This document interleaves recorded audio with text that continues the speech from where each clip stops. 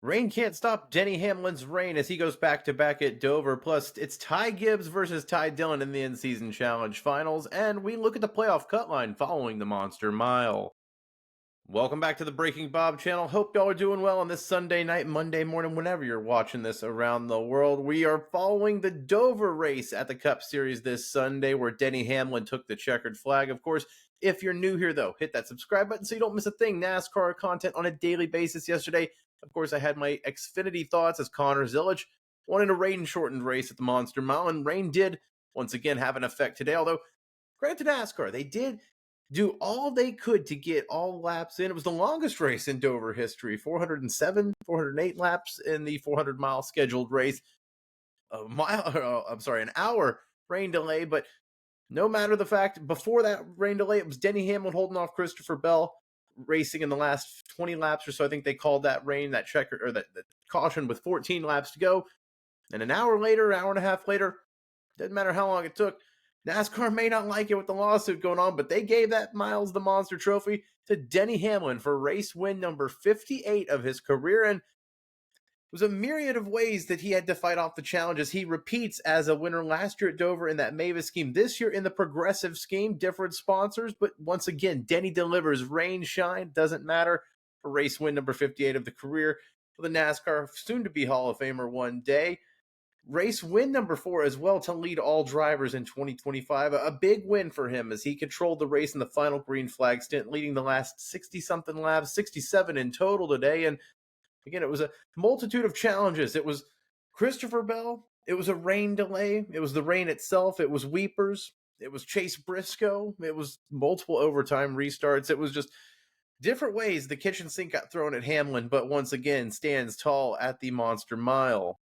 Hamlin showed his skill with a long stint on old tires there to close out the race, especially at the very end on that second to last restart. He had Chase Briscoe on the final restart on the outside of him, his teammate with JGR, but on brand new tires, he was able to work his way through the field on those final few restarts. And he was very close to clearing it, but Hamlin just got close enough to him on the backstretch out of turn 1 that he was able to side draft him back, and that was all she wrote for the 11 team to get that win. Again, it was a hard-fought way for Denny Hamlin to get it. It wasn't easy. If you looked with 20 to go, you thought, oh, man, it's going to be Denny Hamlin or Christopher Bell. But no, it was Denny Hamlin and Chase Briscoe, although I'll talk about it later. But it was the big guns today from Joe Gibbs Racing and Hendrick Motorsports that were the dominant cars in today's field. But it was two JGR cars battling at the end.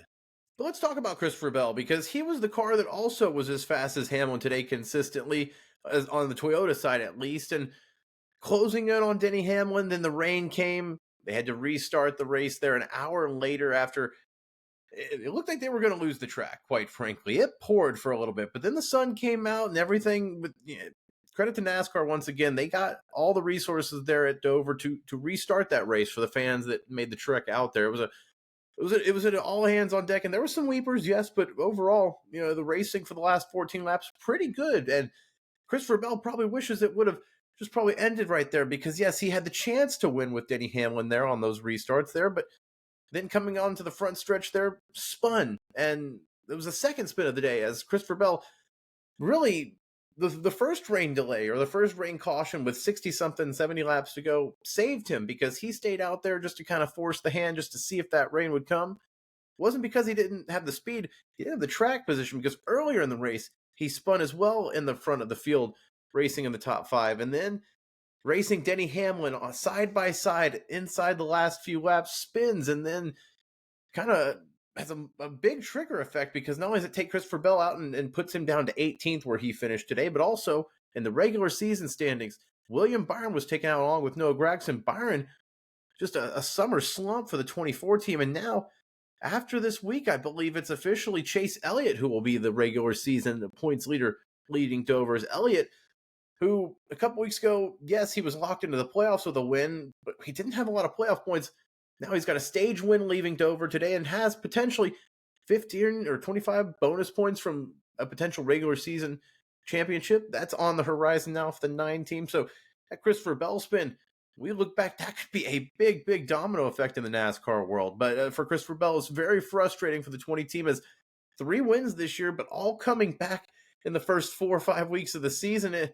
Since then, kind of looking like he's just not quite the consistency we thought we might see from Christopher Bell after the start of the season. We thought this might be a breakout season. Instead, still stuck on win number 3 as Denny Hamlin now passes him onto the win column for number 4 to lead all the Cup Series drivers. And I mentioned Chase Elliott just a second ago. Let's go back to him because he was the other car I think that was really fast today, along with Christopher Bell and Denny Hamlin. But an interesting strategy call late in the race where Hamlin stayed out to run that final green flag stretch on the old tires. Chase Elliott came down on pit road with Alan Gustafson and put 2 tires on there. And it seemed like it was a either you do or you don't kind of thing. And 2 tires there, it put them kind of somewhat back in the field. He was able to stay in the top 5 there late. Ended up finishing, I think, either 5th or 6th. We'll have to look at in a second at the results. But he was right there with Denny Hamlin. And then on that final couple of restarts there, for whatever reason, just didn't have the fire-off speed that those front cars did. A lot of it was track position. Once you give up that clean air at Dover, you were in an uphill battle for the rest of the day. And Denny Hamlin, I think, recognized that no matter how old those tires were, the fuel strategy, whatever it was, you can't give up that track position. Chase Elliott and Alan Gustafson, I don't know whose call that was.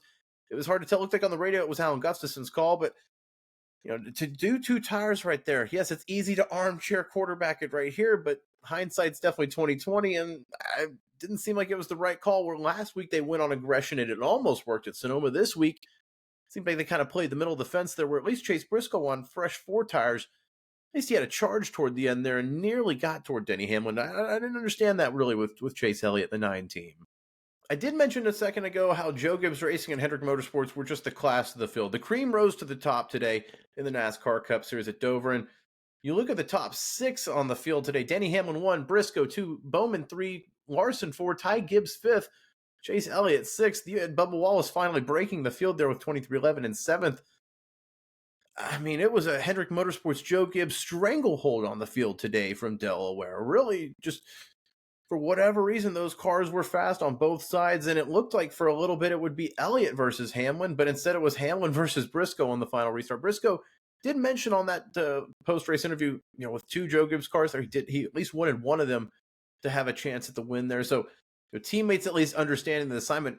If we would have had Kyle Larson versus Denny Hamlin potential on that front row, or Chase Elliott versus Denny Hamlin, it would have been interesting to see that battle for sure. But especially on the Hendrick camp, Kyle Larson, a big get back right today moment for the 5 team. The last 2 months, really, almost now going back to the Coke 600, and his, of course, ill-fated weekend with the double and Memorial Day. It's all been documented, and I'm sure that documentary. Oh my goodness, documentary. Brain freeze there. I'm sure that documentary from Amazon is going to be just all chipper and sunshine when they release it here in, I'm sure it'll be 2 or 3 years. But anyway, back on track. It was a great day for Kyle Larson to get back. It didn't have the speed to probably contend for a win, but top 5 speed there.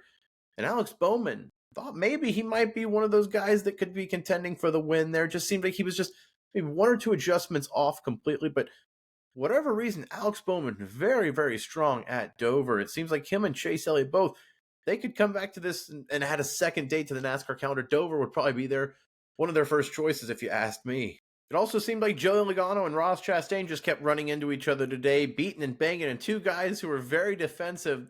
You don't want that war, especially a couple weeks ago after Chicago. Logano calling for Chastain to be fined or looked at least after an incident on track. Now, again, they're getting back into each other. That was something notable today, but I think the other main story is the in-season challenge. As we look ahead to Indianapolis next week, the final round, it'll be the 2 ties. Ty Gibbs versus Ty Dillon, just like we all predicted, right? Now, the Cinderella story of Ty Dillon continues as he was able to get a final waiver round late to beat John Hunter Nemechek to move on to the final round. The final seed in the in-season tournament, Ty Dillon and Colleague Racing, will be going up against a powerhouse with Joe Gibbs Racing. And the grandson, Ty Gibbs, who's run really consistent the last few weeks, another top 5 today, probably will end there, but you never know in Indianapolis what will happen there. Ty Dillon, just the fact that they're riding that momentum to potentially win $1 million, it's a great story. One way or the other, how you look at this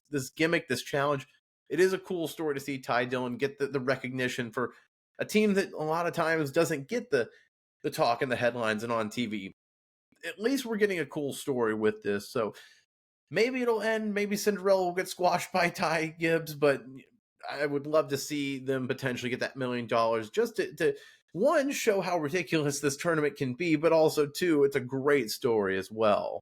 Overall today, thought that it was just kind of an okay race. It was an aerodynamic dependent race, clean air for sure, hard to pass. I know that's become Dover the last few years in the next gen car, but great crowd as well. It's a unique track that I really think has a place on the NASCAR schedule. And I do think that the Goodyear tire, even with no practice and qualifying, they brought a new tire. They're only going to run once this year. Hadn't really gotten any experience with these drivers, so we didn't know what to expect today. But I thought that was overall success. Thought there was a good fall off later in those stints there, and you could definitely tell even in 10 laps with Chase Briscoe, there was a difference with the restart fire off there. But also, you could see it at the end of stage one, some of those tires hit their limit, and you started to see them actually start to cord. But then that stage kind of gives them the bell, the saved by the bell moment, where he kind of gave them the easy way out. I would like to see sometimes some strategy play out longer. Maybe these stage breaks, instead of stage breaks, you mark when the moment happens at the lap, and then you give out the points, but you keep it green. I know that would never work in TV, but at moments like today, when you saw these tires start to fall off, and it was really forcing these teams' hand of how long they could go, instead they just had to run out till the stage break. Just kind of frustrating when you had a really good tire brought, it seemed like, from Goodyear today, I thought. Before we put a bow on this weekend, moving forward to Indy, let's look at the playoff cut line, because Alex Bowman with a big day today, plus 63 now in 14th. Now Chris Buescher plus 44. Bubba Wallace now plus 16 right above that cut line, as he gets still a little bit of breathing room, I guess, above Ryan Preece, who's the first man out in RFK racing. And then it goes down Kyle Busch minus 39, Ty Gibbs minus 52, and Michael McDowell in 20th at a minus 77. And really from Kyle Busch on, it seems like you're in must-win territory. But the next few weeks, especially with Ty Gibbs and the form they've been in this summer, maybe potentially they could string some good runs and catch up to Bubba Wallace. It's not completely out of the question, but it's going to have to really go well the next few weeks for the 54 team, especially if you get one or two extra winners, just to really throw that playoff cut line into a mess there. So a couple more weeks in the regular season. I'm sure we'll have more focus on it in the weeks to come here. But of course, Indianapolis next week, the Brickyard still back at the Oval. It feels right to be back there. A lot of coverage, I'm sure, on the channel here at Breaking Bob leading up to it. But let me know your thoughts down below about today's race. Denny Hamlin winning race number 58 in his career. Could he get to number 60 by the end of this year? That's what he's always said he wanted to do before he retired. May happen sooner than later here for the longtime decorated NASCAR driver who's championship list, but definitely a threat this year, as always, in that number 11 car. But let me know your thoughts down low about today's race. Make sure to like this video and subscribe to Breaking Bob for more NASCAR content. It really does help me out a ton. And if somehow you've made it this far, I really do appreciate you for watching. I'll see you next time for more content here on the Breaking Bob channel. NASCAR as always. Stay tuned for more.